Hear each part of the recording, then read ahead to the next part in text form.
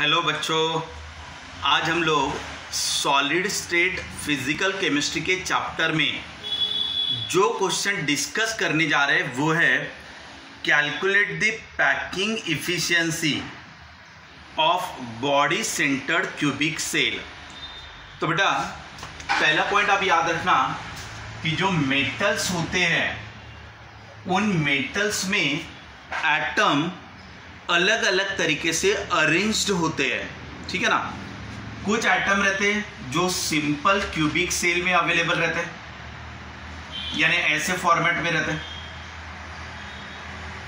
हमने ये देखा था कि एटम्स अगर ऐसे अरेंज रहे तो उसे हम लोग सिंपल क्यूबिक सेल में ले रहे थे। ये आपका मेटल प्लेट हो गया था। सो मेटल में अगर एटम्स ऐसे अरेंज रहे 2 डायमेंशनल, बाद में सामने की तरफ लो तो 3 डायमेंशनल बनेगा, यानी क्यूबिक बनेगा आपका। तो ये हो गया था आपका यूनिट सेल। इसको आपने कहा था सिंपल क्यूबिक सेल, ठीक है, क्योंकि इसमें सिर्फ कॉर्नर पे ही एटम्स अरेंज है। इसकी पैकिंग इफिशिएंसी आपने लास्ट लेक्चर में निकाला। अब हम लोग पढ़ रहे हैं body centred cubic cell.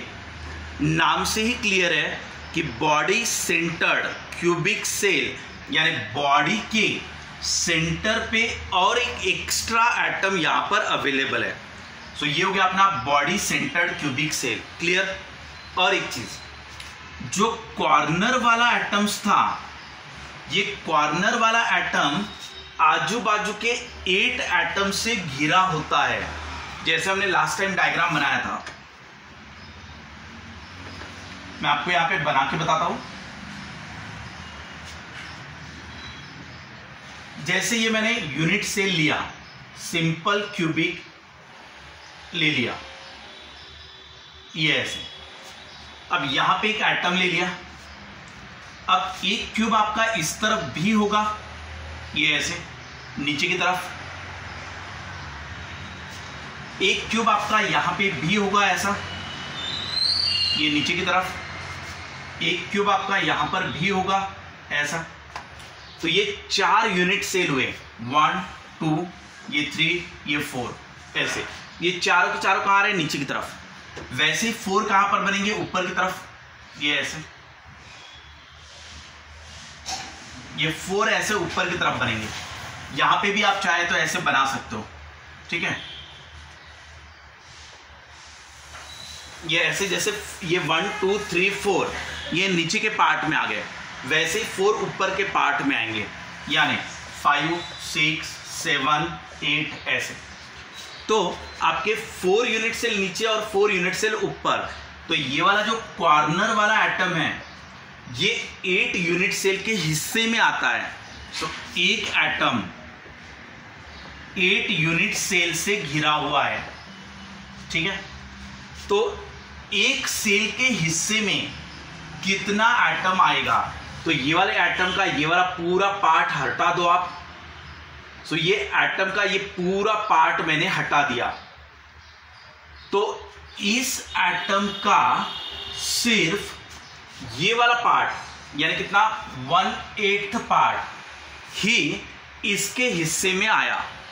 Similarly यहां जो एटम होगा इसका भी सिर्फ 1/8 पार्ट ही इसके हिस्से में आएगा।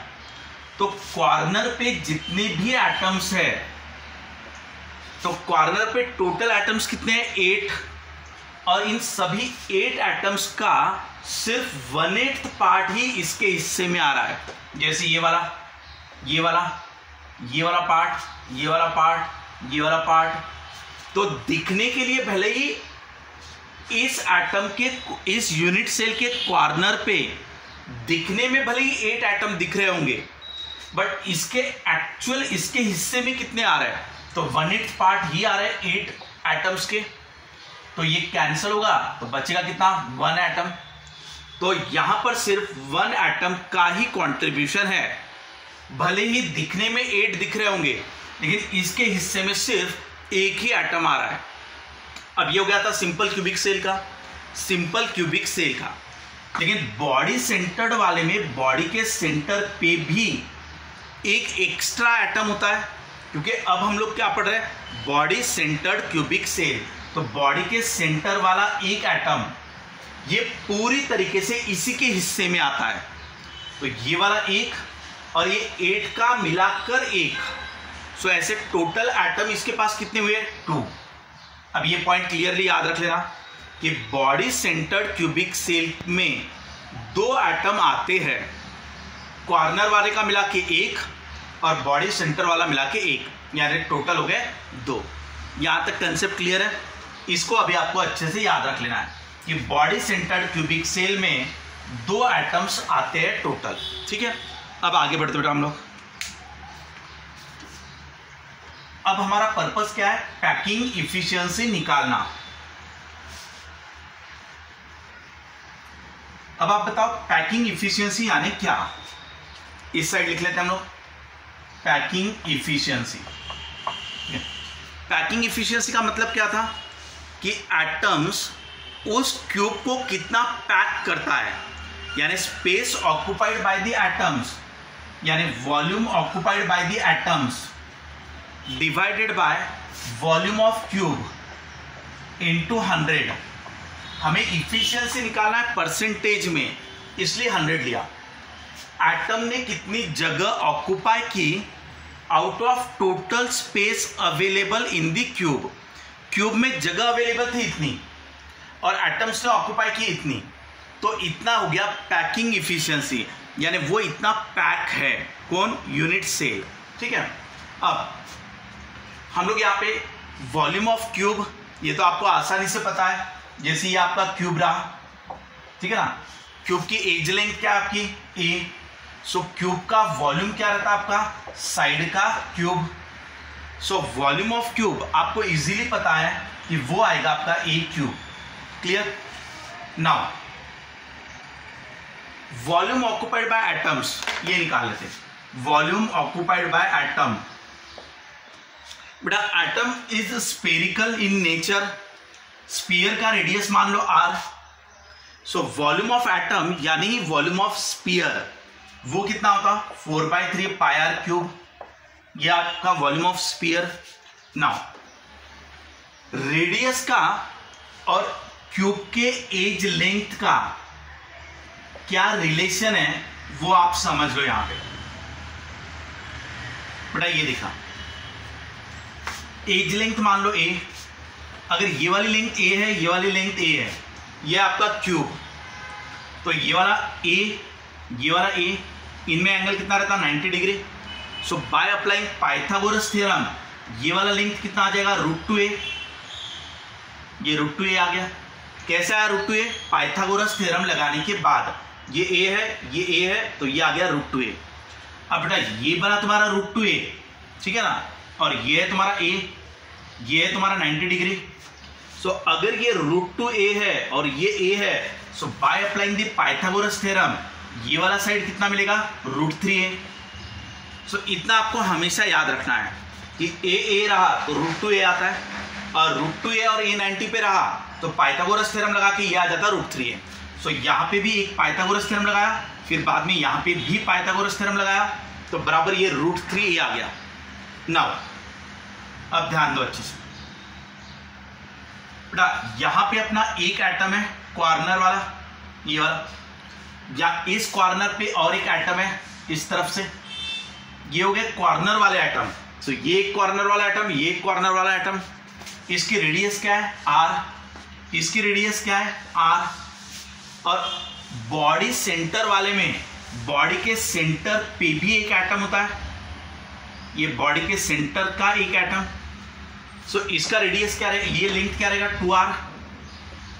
सो ये कॉर्नर वाले एटम की रेडियस r, ये बॉडी सेंटर वाले का 2r, और ये हो गया r। सो यहां से लेके यहां तक ये लेंथ कितनी आ गई? 4r। समझा? और अभी हमने ये लेंथ कैलकुलेट किया था, वो आया था √3a। सो बेटा ध्यान देना, ये एटम का रेडियस, इसका डायमीटर, इसका रेडियस, यानी ये r, ये 2r और ये r, तो ये हो गया 4r, और विच इज इक्वल टू ये वाला लेंथ था अपना √3a हमने निकाला था। तो ये दोनों हो गया इक्वल। तो यहां से r की वैल्यू निकाल लो, तो यहां से r कितना मिलेगा? r equal to √3a/4। समझा बेटा? ये अब ये आपने क्या निकाल लिया? रेडियस ऑफ एटम या sphere in terms of edge length, cube की एज की लेंथ को और रेडियस में रिलेशन निकाल दिया। नाउ इस वैल्यू को इस्तेमाल करेंगे हम लोग। इस r को यहां पे पुट अप कर दो। अब क्या आ जाएगा 4/3 पाई r का क्यूब यानी √3a/4 उसका क्यूब।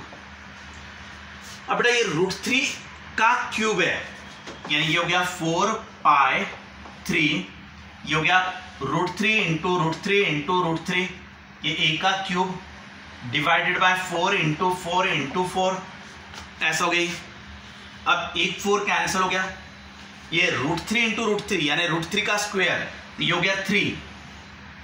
अब ये 3 3 कैंसिल हो गया, बचा क्या आपका पाई √3 pi into a cube divided by 16, ये हो गया वॉल्यूम ऑक्युपाइड बाय 1 एटम। ये एक एटम ने इतनी जगह ऑक्युपाई की। So volume occupied bye 2 atoms, क्योंकि बॉडी सेंटर वाले में 2 एटम्स थे। अभी हम लोग जो पढ़ रहे हैं इसमें यहां पे 8 एटम्स थे और एक था यहां पे। सो कॉर्नर का मिला के कितना था 1 और बॉडी के सेंटर वाला 1, तो टोटल एटम यहां पर कितने हैं 2। अब हम लेंगे वॉल्यूम ऑक्युपाइड बाय 2 एटम्स, तो यहां पे 2 टाइम्स कर देंगे, तो ये 2 और ये 16 यानी यहां पे क्या बचा 8। अब ये क्या हुआ बेटा वॉल्यूम ऑक्युपाइड बाय 2 एटम्स, ठीक है ना, क्योंकि इसके अंदर 2 एटम्स है। अब हमें निकालना था पैकिंग इफिशिएंसी।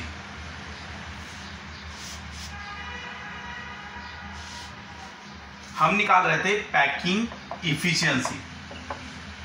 अब देखो बेटा वॉल्यूम ऑक्युपाइड बाय एटम्स इतना आ गया √3 पाई a का क्यूब डिवाइडेड बाय 8, ये आ गया volume occupied bye 2 atoms divided by volume of cube that is a का क्यूब। परसेंटेज चाहिए तो इंटू 100। अब बेटा ये आपका a क्यूब कैंसिल हो गया। अब ये √3 की वैल्यू 1.732 इंटू पाई की वैल्यू 3.14 इंटू ये क्या है बेटा 100 डिवाइडेड बाय 8। समझा इतना? अब इन सबका आंसर आपका आ जाएगा 68%।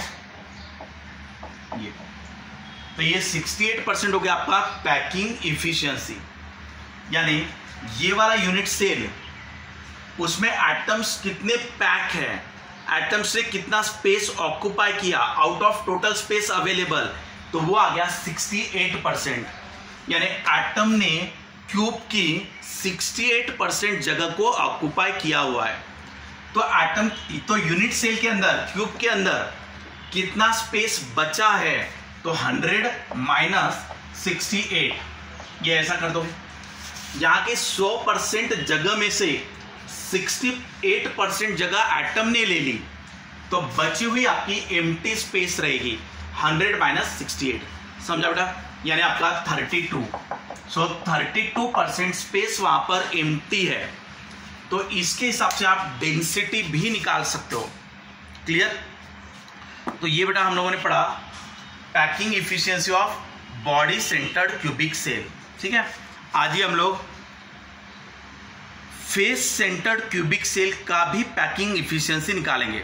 ठीक है, पहला क्लास लिया हमने उसमें सिंपल क्यूबिक सेल, अब जो लिया वो बॉडी सेंटर्ड क्यूबिक सेल, और उसके बाद जो लेंगे वो फेस सेंटर्ड क्यूबिक सेल का लेंगे। ठीक है, आप इनके प्रैक्टिस करो, 12th में आपको इसके डेरिवेशन भी है। ओके।